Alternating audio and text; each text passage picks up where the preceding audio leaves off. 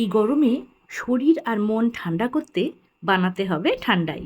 নিচ্ছি কাজু বাদাম, আমন্ড বাদাম, আখরোট আর নিচ্ছি পেস্তা বাদাম, এছাড়াও মৌরি আর গোলমরিচ, পোস্ত আর কয়েকটা এলাচ। গোলাপের পাপড়ি দিতে কিন্তু ভুলবেন না। ব্যাস মিক্সিতে গ্রাইন্ড করে নেব। দেখুন গ্রাইন্ড হয়ে গেছে। এবারে দুধ গরম করে রেখেছি, সেই দুধের সাথে মিশিয়ে আর কয়েক টুকরো বরফ দিয়ে এত সুন্দর খাবার এটা তৈরি হয় না, যে সত্যি মন প্রাণ একদম জুড়িয়ে যায়। হোলি স্পেশাল তো বানাতেই পারেন, আমি যেমন বানিয়েছিলাম। আর তাছাড়া এয়ারটাইট কন্টেনারে ফ্রিজে স্টোর করেও রাখতে পারেন, যখন ইচ্ছা হবে তখন বানিয়ে খেতে পারবেন। তো আমি ভাঁড়ের মধ্যে নিয়েছি বরফের টুকরো আর বাদামের গুঁড়ো, আর নিয়েছি দুধ। মিষ্টির জন্য চিনি, মিছরি অথবা মধু যা ইচ্ছা হয় আপনি দিতে পারেন। আমি এখানে চিনি দিলাম। অল্প একটু পেস্তা কুচি আর গোলাপের পাপড়ি উপর থেকে দিয়ে সার্ভ করলাম। কেমন লাগলো জানাবেন।